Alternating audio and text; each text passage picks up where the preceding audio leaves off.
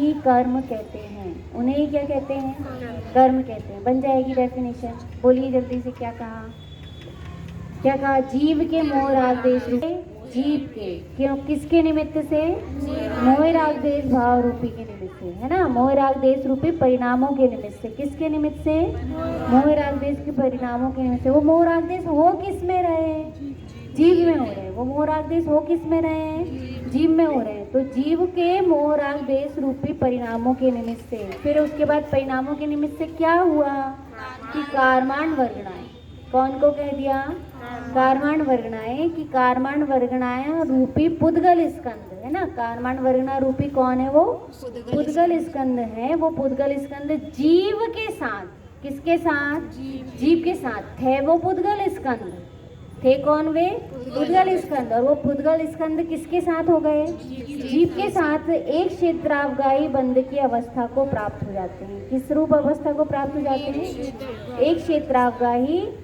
अवस्था को प्राप्त हो जाते हैं। ठीक है ना, एक क्षेत्रावगाही का अर्थ समझ में आ गया। एक तो होता है सहयोग संबंध और एक होता है एक क्षेत्रावगाही संबंध। ठीक है, एक क्षेत्रावगाही संबंध कैसा होता है, जैसे दूध में पानी, आटा में नमक, आटा में पानी, ये किसको क्या बोलेंगे अपन, एक क्षेत्रावगाही। इसको क्या बोलते हैं, एक क्षेत्रावगाही। जो एक क्षेत्र में ही रहते हैं उनको एक क्षेत्रावगाही कहते हैं। और उसकी गलती होगी तो फिर अलग कर सकते हैं क्या, एक टाइम लिमिट के बाद ही उसको सही कर सकते हैं। जैसे आटा था और आटा पानी में चला गया तो अब तो वो गीला हो गया तो हो गया, अब तो क्या करना पड़ेगा, चाहे 2 किलो हो, चाहे 1 बोरा हो, चाहे 4 बोरा हो, आपको उसकी रोटी या कुछ ना कुछ तो बनाना पड़ेगा, या घरों घर उसन के आटा भेजना पड़ेगा कि रोटी बना लेना, हमारा आटा गीला हो गया, है ना। तो ऐसे ही कहना है कि चाहे कितने कर्माण वर्गणा के पुद्गल स्कंद हो, है ना, कितने प्रकार के कर्माण वर्गणा के पुद्गल स्कंद हो, कितने कितनी कितनी स्थिति वाले,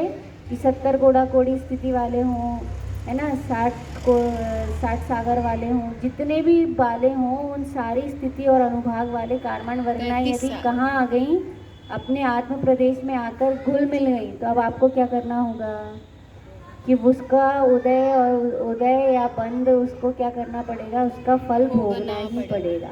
उसका फल क्या करना पड़ेगा, बांधे क्यों। और यदि फल नहीं भोगना है तो एक ही उपाय है कि अपने स्वरूप में रहो, है ना। क्या करना होगा फिर, अपने स्वरूप में रहो। जो स्वरूप में रहता है उसका क्या होता है, उदय अपने आप प्रदेश निर्जरा को प्राप्त हो जाता है। कैसे हो जाता है, प्रदेश निर्जरा। रोटी खाओ नहीं, ले जाके रख दो, चाहे गाय खाए, चाहे बिल्ली खाए, चाहे चूहा खाए, चाहे कोई खाए, चाहे चीटा लगे, चाहे चींटी लगे, छोड़ दो। वो आटा गीला हो गया तो हो गया, उसको क्या कर दिया अपन ने, हटा दिए। तो इसलिए यहाँ पर कहा, तो बन जाएगी डेफिनेशन। बोलो अब साथ में एक बारी पढ़ के। कर्म रूप परिणमित कौन हुआ, कर्माण वर्गणा स्कंद हुए। कौन हुआ है, कर्माण वर्गणा स्कंद रूप ही, स्कंद ही किसके रूप परिणमित होते हैं, द्रव्य कर्म रूप परिणमित होते हैं। कषाय मोह राग देश और योग सहित, अब कषाय मतलब कौन है, मोह राग देश और योग सहित जीव कर्म के योग्य पुद्गल को ग्रहण करता है। और पुद्गल को कौन, ऐसे पुद्गल स्कंद को ग्रहण करने की सामर्थ्य किसमें होती है कि मोह राग देश और योग सहित, कषाय और योग सहित, क्या कहा, कषाय सहित जीव हो और योग सहित जीव हो, कषाय सहित जीव हो और योग सहित जीव हो। तो अपन 6वां अध्याय पढ़ रहे थे साश्रवा, तो उसमें क्या आया था, स कषाय या कषाय होगा, है ना। जो कषाय सहित योग होता है वो योग ही किसके बंध का कारण बनता है, कर्म बंध का कारण बनता है। तो कषाय सहित जो योग की प्रवृत्ति है, किसकी प्रवृत्ति, कषाय सहित जो योग की प्रवृत्ति है, वही कर्म के योग्य पुद्गल को ग्रहण करता है, उसे ही कर्मबंध कहते हैं। आया समझ में। इसमें पूछा था कर्मबंध क्या है, क्या पूछा था, कर्मबंध क्या है। इसको थोड़ा सा और कल और देखेंगे। देखो अब आगे क्या कहा, योग से क्या तात्पर्य है, तो देखिए क्या कहा, जीव के आत्म प्रदेशों की हलन चलन रूपी सकंप अवस्था ही योग है। देखिए वजन किस पे दिया, जीव के आत्म प्रदेश, जीव के, ये आत्म प्रदेश है जीव के, क्या है, आत्म प्रदेश। तो जीव के आत्म प्रदेश की, यहाँ पे पे आत्म प्रदेश की बात चल रही, पहले किसकी बात चल रही? आत्म प्रदेश की, कि जीव के आत्म प्रदेश के हलन चलन रूपी सकंप अवस्था ही योग है। कौन सी अवस्था? सकंप, कंपायमान होना। क्या होना? कंपायमान होना, है ना, हलन चलन होना, पर किस में होना? आत्मा के प्रदेशों में। किस में होना? आत्मा के प्रदेशों में। कि आत्मा के प्रदेशों में क्या हो रहा है? कि हलन चलन रूप अवस्था हो रही है। क्या हो रही है? हलन चलन रूप अवस्था हो रही है। इसको ही क्या कहते हैं? योग कहते हैं। क्या कहते हैं? योग। सबसे ऊपर योग, ठीक है। जो आत्मा के प्रदेशों के हलन चलन रूप अवस्था है उसको ही क्या बोलते हैं? योग बोलते हैं, ठीक।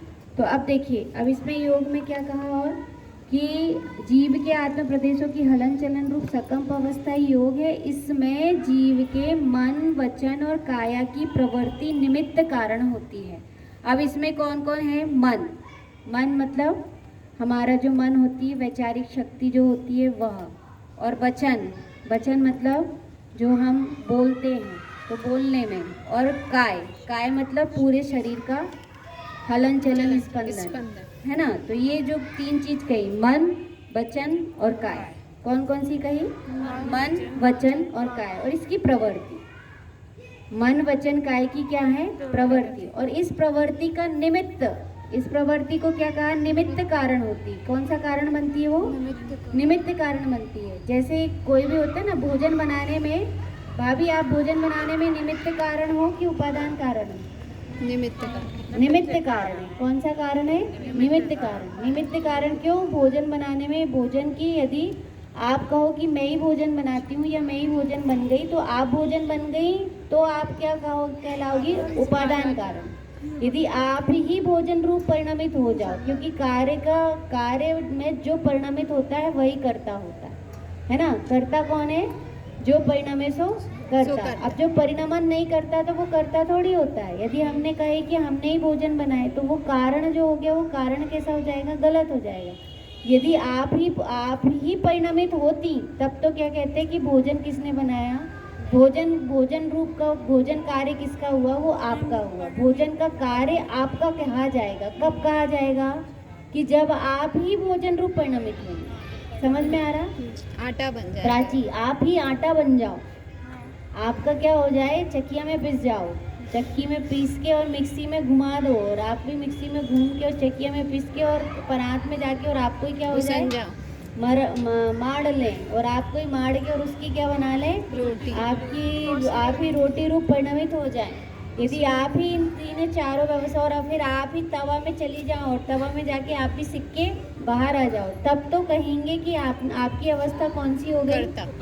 कि आप ही उसके कारण, आपका उपादान कारण थी। कौन सा कारण थी? उपादान कारण थी। पर ऐसा तो होता नहीं। आप जैसी की तैसी, आपकी एक उंगली भी थोड़ी सी भी चिकती भी है, हल्की सी आदमी, तो आप हूँ करके हटा लेती है ना। आप इस चीज़ के लिए तैयार ही नहीं हो, रोटी जैसे सीखने के लिए। यदि रोटी जैसी है, ज्ञान चेतना है, हम उस रूप परिणमित नहीं हुए। तो जिस रूप हम परिणमित नहीं हुए तो वो हमारा कारण कैसे हुआ? अब जल गई तो किसने जल गई? कि हमने जला दी। और अच्छी बन गई तो किसने बना दी? हमने बना दी। खैरी खैरी सेंक दी तो किसने सेंक दी? हमने सेंक दी। हर चीज़ का श्रेय कौन ले लेते हैं? अपन ले लेते हैं, जबकि अपन उस रूप परिणमित हुए ही नहीं। जब उस रूप परिणमित हुए ही नहीं, और फिर भी अपने को क्या लग रहा है कि हम ही परिणमित हुए नहीं, और हमको लगता है कि हमने ही परिणमन कराया, हम ही कर रहे हैं, हम ही कारण है। तो हम कारण नहीं है वहाँ पर, है ना। हम कारण वहाँ पर नहीं है, हम निमित्त कारण है। यदि कारण भी कहें तो कौन सा कारण है? निमित्त कारण है। तो ऐसे ही कहना है कि मन, वचन और काय, कौन कौन सी चीज? मन, वचन और काय। मन, वचन, काय की जो प्रवृत्ति हो रही है, मन, वचन, काय की क्या हो रही है?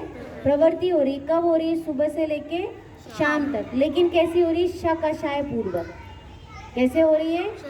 सकषाय मतलब कषाय शक्ति सहित। किसकी शक्ति सहित? कषाय प्रवृत्ति, कषाय सकषाय सहित, कषाय सहित होने के कारण ये मन, वचन, काय की जो प्रवृत्ति हो रही थी, और इस प्रवृत्ति के साथ आत्म प्रदेशों में परिस्पंदन हो रहा था। जैसे मैं बोल रही हूँ तो इसमें क्या हो रहा है? परिस्पंदन। कि ये ओठ होगा तो प्रवृत्ति हुई, उसको वचन की प्रवृत्ति कहेंगे। क्या बोलेंगे? वचन की प्रवृत्ति। तो ये हुई वचन की प्रवृत्ति, और इस वचन की प्रवृत्ति से ही आत्म प्रदेशों में स्पंदन हो रहा है।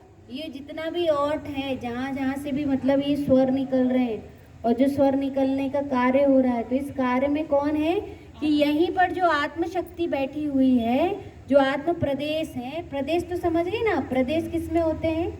आत्मा के प्रदेश होते हैं ना। तो आत्मा के प्रदेश बाहर निकल सकते हैं, तो आत्मा के प्रदेश यहाँ से यहाँ हिल क्यों नहीं सकते? आत्मा के प्रदेश कहाँ जा सकते हैं कि जब समुद्घात में शरीर से बाहर चले जाते हैं, है ना, वेदना समुद्घात में, कषाय समुद्घात में, वो आत्म प्रदेश क्या हो जाते हैं? बाहर निकल जाते हैं। और वही अपना कौन है कि बहुप्रदेशी होते हैं। हम कैसे हैं? बहुप्रदेशी हैं। बहुप्रदेशी होने से हम कैसे हैं? अस्थि का हैं। तो वही प्रदेश जो है, वह प्रदेश को कहा कि वह प्रदेश कहाँ से हिलते हैं? ओठ हिलने पर वचन स्वर यंत्र तक के, यहाँ तक के सारा जो कंपन हुआ, शरीर में कंपन हुआ, तो शरीर के साथ साथ किस में कंपन हो जाता है कि आत्म प्रदेशों में भी परिस्पंदन होता है। हाँ, कहा कि हमको जो परिस्पंदन हुआ वो किसका परिस्पंदन हुआ? आत्मा के प्रदेशों का परिस्पंदन हुआ। किसका परिस्पंदन हुआ? आत्मा के प्रदेश। तो इसमें कहना है कि इतना सा नहीं हुआ, जैसे ही वचन व्यवहार हुआ, जैसे ही आत्म प्रदेशों का परिस्पंदन हुआ, तो उसी समय क्या हुआ कि उसी समय वहाँ पर वो कंपायमान अवस्था से कर्म परिणमित हो जाते हैं। ये जो पुद्गल स्कंद की कारमाण वर्गणाएं हैं, ये कारमाण वर्गणाएं क्या हो जाती हैं? ये कर्म रूप परिणमित हो जाती हैं। कैसी हो जाती हैं वो? कर्म रूप परिणमित हो जाती हैं। और कर्म रूप परिणमित होकर किस रूप परिणमित हो जाती है? कर्म रूप परिणमित होकर वो आत्मा के प्रदेशों के साथ बंध को प्राप्त होती है। आया? द्रव्य कर्म, भाव कर्म या नौ कर्म, किसी भी एक कर्म में से नहीं, मात्र अभी द्रव्य कर्म की बात चल रही है। भाव कर्म तो उसका फल है। द्रव्य कर्म का फल की पहले चर्चा होगी ना। द्रव्य कर्म के फल में कौन आता है? भाव कर्म और नौ कर्म। नौ कर्म तो आपको मिल गए पहले। यहाँ पर अभी चर्चा मात्र किसकी है? द्रव्य कर्म की। कि हमने जैसे ही वचन से व्यवहार किया, वचन बोल रहे हैं, और इस वचन बोल रहे हैं और अभी शुभ बोल रहे हैं। कैसे वचन चल रहे हैं? शुभ वचन चल रहे हैं। और यहीं पर यदि अशुभ वचन चलते हैं और आप लोगों की सुनने की प्रवृत्ति हो रही है, किसकी हो रही है? सुनने की। तो जो सुनने की प्रवृत्ति हो रही है वो काया की प्रवृत्ति है। मंदिर आने की प्रवृत्ति, मंदिर में बैठने की प्रवृत्ति, ये काय की प्रवृत्ति है। तो जैसे ही वचन की प्रवृत्ति हो रही है तो आत्म प्रदेश परिस्पंदन हो रहे हैं, काय की प्रवृत्ति हो रही है तो आत्म प्रदेश परिस्पंदन हो रहे हैं। और मन में जो विचार चल रहा है, मन में हमारी जो सोच चल रही है, समझ चल रही है, विचार चल रहा है, और वो विचार भी क्या हो रहा है कि उस विचार से भी आत्मा के प्रदेशों में क्या हो रहा है? परिस्पंदन हो रहा है, उसमें परिस्पंदन हो रहा है। तो जैसे ही आत्मा के प्रदेशों में परिस्पंदन हो रहा है तो ही उस सकंप अवस्था में, कंपायमान अवस्था में क्या हो रहा है कि कारमाण वर्णा कर्म रूप से परिणमित हो रही है, द्रव्य कर्म रूप से परिणमित हो रही है। और समझिए क्या? द्रव्य कर्म रूप से कौन परिणमित हो रही है? कारमाण वर्गणाएं किस रूप परिणमित हो रही है? द्रव्य कर्म रूप से परिणमित। और जब द्रव्य कर्म का उदय आएगा तब आत्मा में क्या होगा कि मोह राग द्वेष होंगे, और बाहर में संयोग हमको प्राप्त होंगे। बाहर संयोग में कौन प्राप्त होगा? शरीर प्राप्त हो गया है, और साथ में संयोग मिलेंगे। शरीर भी मिलेगा और संयोग भी मिलेगा। अभी तो कल एक चर्चा आई थी ना, अपन घर से इधर तक आते हैं तो किसके साथ आते हैं?